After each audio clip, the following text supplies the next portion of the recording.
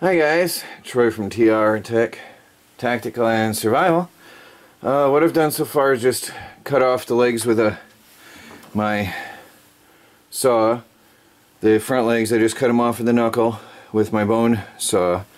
I would have had my back to you and covered the whole process anyway, so I didn't record that. Now I'm going to take off the front legs and take them in. Now this is a family affair, the processing of deer. So outdoors, I take chunks of the animal off. I'm talking to you as I get my gloves on. And indoors, Melanie takes the meat off the bones. So you'll see me basically carving up the large chunks out here, but you probably won't see her doing the taking the meat off the bones, which is no big deal. I mean,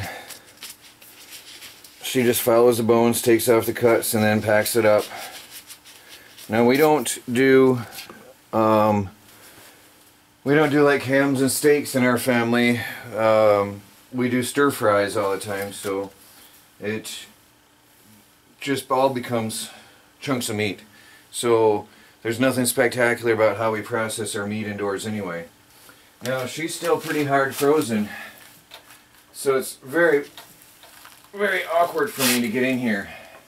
What I'm going to try to do is follow the muscle along and try to get in there with a knife. I don't know if you can see, I'm trying to get in there and not block my view of the camera. You've seen, I almost need a second person in here. I need to get into that area. Try to get, it's awkward. Follow that muscle along and carve in there.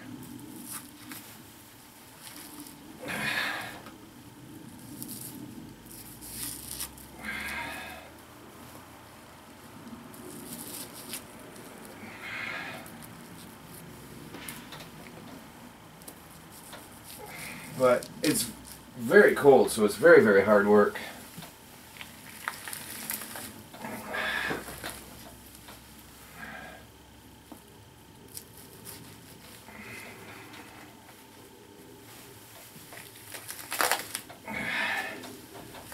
I can see the ice inside the meat.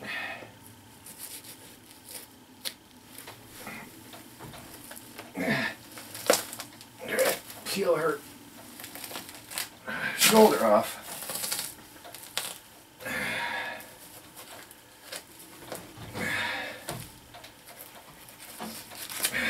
There's a chunk of meat going in to Melanie right there. Okay? That one's going in.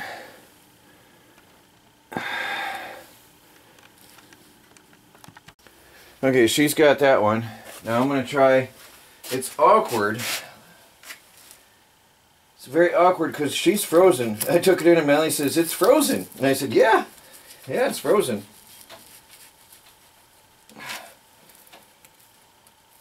She's frozen. So there's no harm in her having hung here for a few days.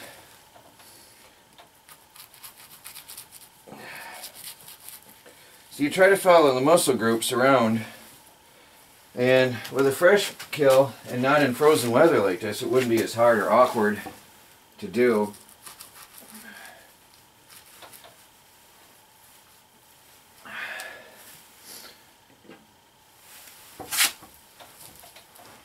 Yeah, she's a block of ice.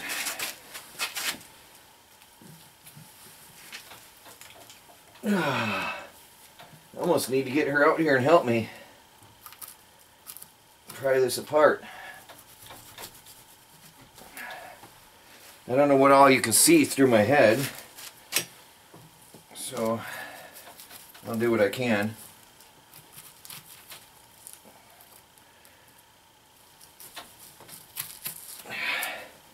Yeah, it's ice. There's no deterioration on this meat. She froze that night when I got her. There's pure ice crystals up in there. Now I've got, right here I'm hitting the shoulder. And I'm going to have to carve a lot more meat off this later once I get the shoulders off. And I can work a bit better on this. Now, we are not professional butchers. And we're not cutting specific steaks. So this is not what you're going to see on this video.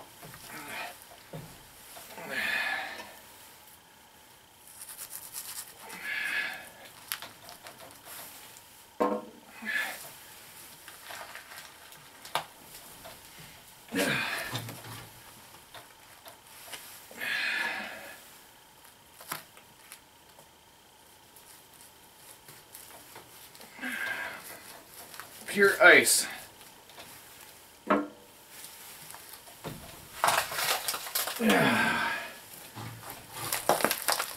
Yeah, see?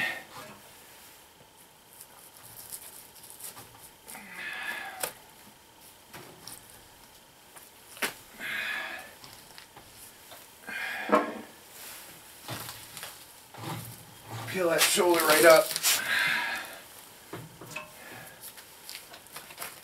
There's another one going in the house. A front shoulder. Nice amount of meat on there. I don't know if you can see the ice crystals in there. I don't know what shows on the video there, but it's cold. There's ice. It's all ice. She's frozen. Alright guys, I've got her turned around and I shaved off some of the fat. It was thick. I've got a stack like this sitting here of fat that came off her. I've cut a line down the back to get to the back straps. I'm going to start right about in here because it's still very much frozen meat. The rear leg is going to come off around in here, and then I'll have some meat left in behind to carve off. So I'm going to do my best to try to get this back strap out of here. It's just not easy going is the problem due to the frozen meat. Normally everything takes shape nice and neat and easy. So once I get her started here, it'll be easier going.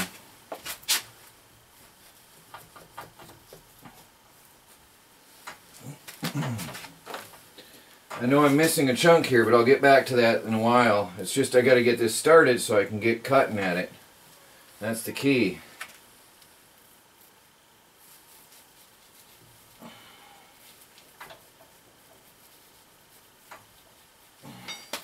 What I'm doing is following along the rib line here.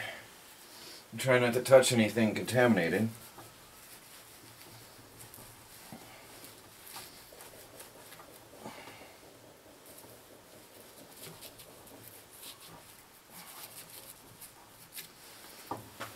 Once I get a chunk peeled away, I can start working at this meat better. And she'll fillet right off the bones in here. Normally this comes right off with ease. But in this case it's very awkward because it's frozen. I mean, there's ice crystals up in here.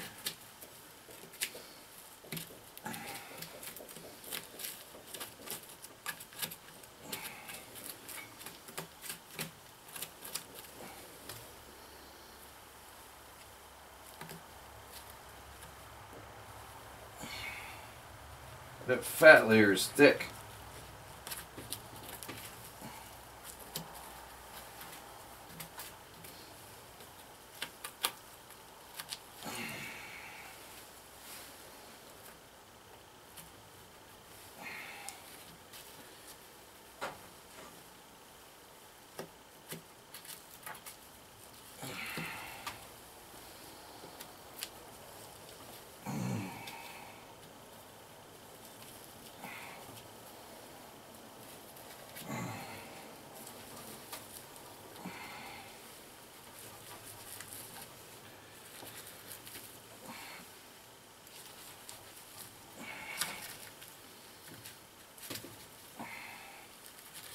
This normally peels right off. It's just hard going because it's frozen.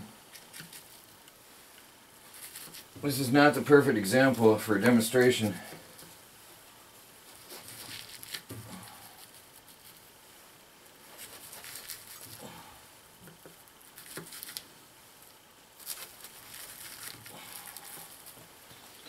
Whew.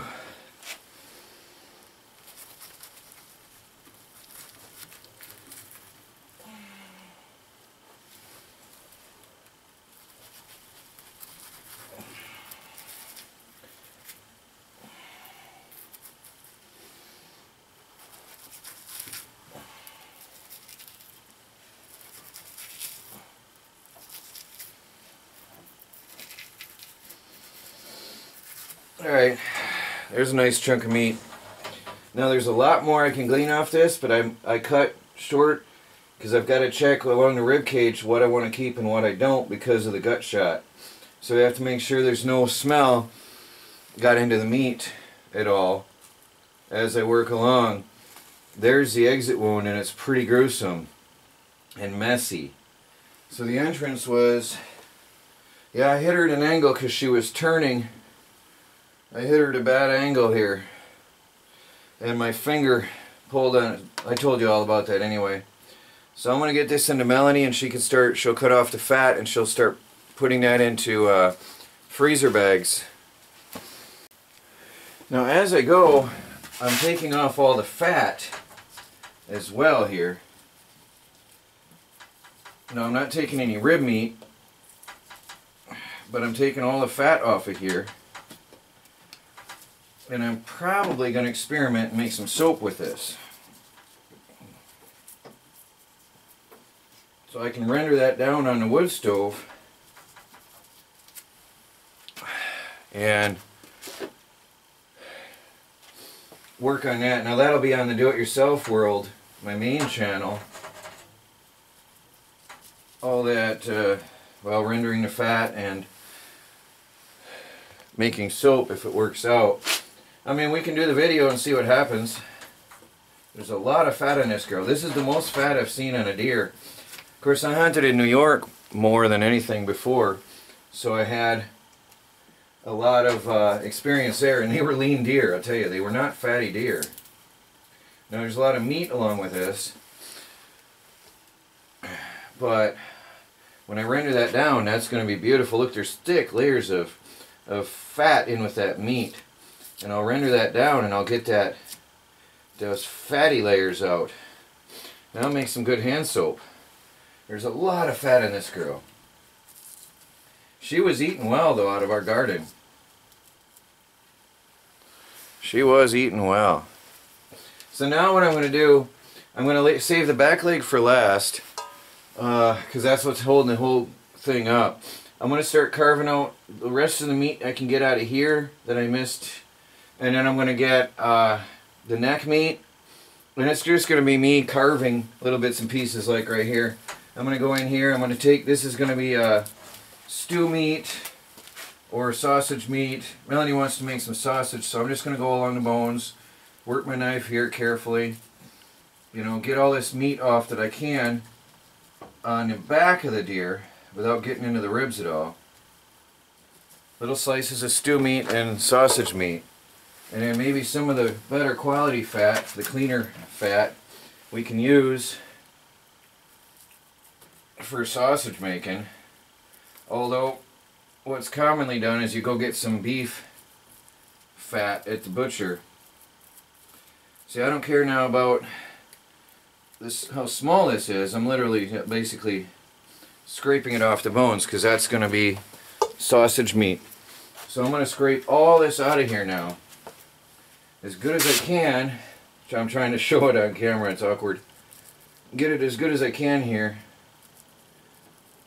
without getting inside the ribs, because we don't want to get into that. And then maybe we can make some sausages, and that'll be on the Do-It-Yourself World of sausage making on my main channel. With a deer in this case, there's a lot of cross posting on the different channels, because the self-sufficiency stuff is more on my Do-It-Yourself World. I gotta pick those hairs out. I don't know why there's a hair here and there. Don't want any hairs in my meat. So anyway, I'm going to keep picking at that. Now, I've got her down to the neck. I've got pretty much shaved in good, real good here. And I've carved in around the neck as good as I can. And again, I'm not getting into this here. I'm shaving the fat off that I'll use for soap, but I'm not going to get into the rib meat. Now I'm going to turn around and do the same thing and carve all the bits of meat off I can. And all those little pieces go into a bowl, which will be sausage meat later on.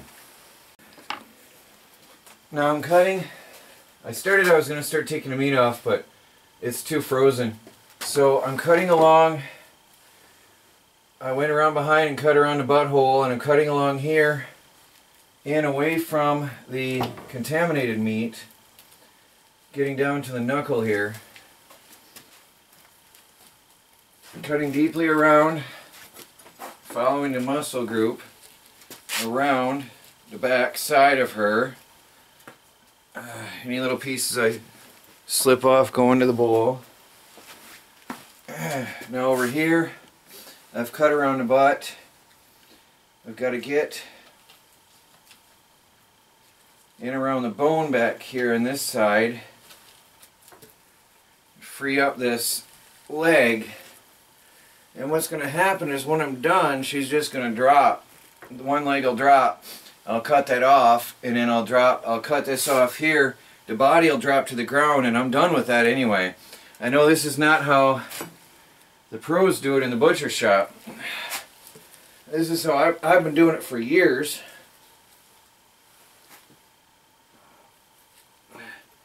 That works for me.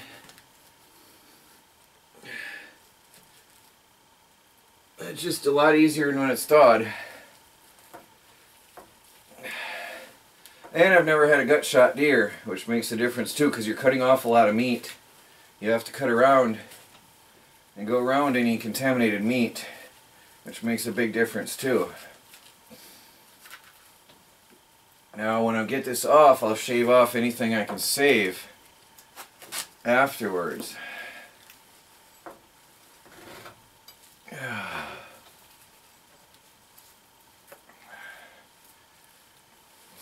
So I've got to finish freeing up that knuckle, and then I'll be able to pop that off. I went ahead and cut off, I can't see what the camera sees, I cut off, with my bone saw, I cut off the bone so I can work on this better. And again, like I said, now when she's done, the corpse, the carcass will fall off. This allows me to get in here better and see what I'm doing. The carcass will fall away onto the ground, and I'm done with that part anyway then. Now inside we'll process this neatly.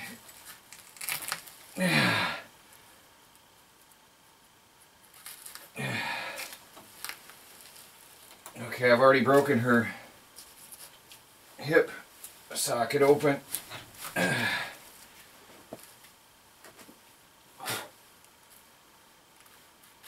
bit of cartilage there.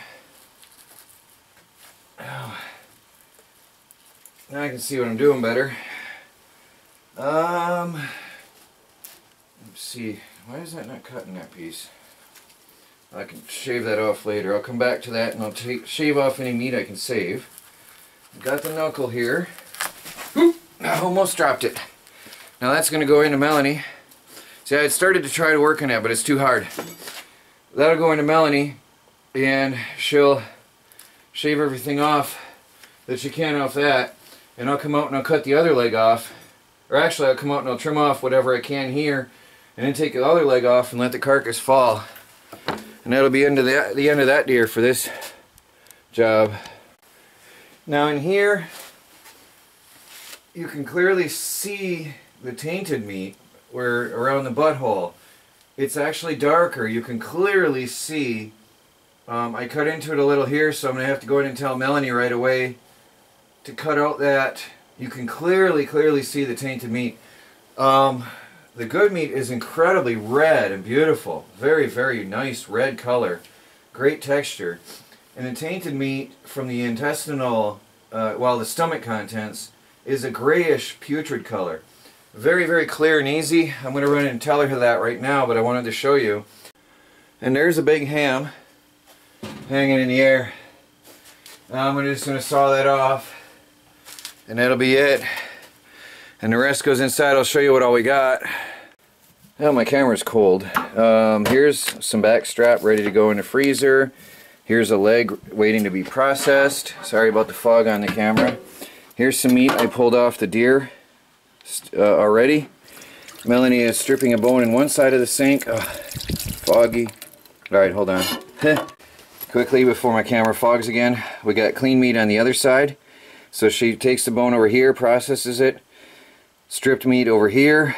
And then this is going to be, well, part of that was back strap that I salvaged. My lips are going numb. It was cold today. Anyway, there's a lot of sausage meat in here though too. Camera's freezing up again, so we'll talk to you in a minute.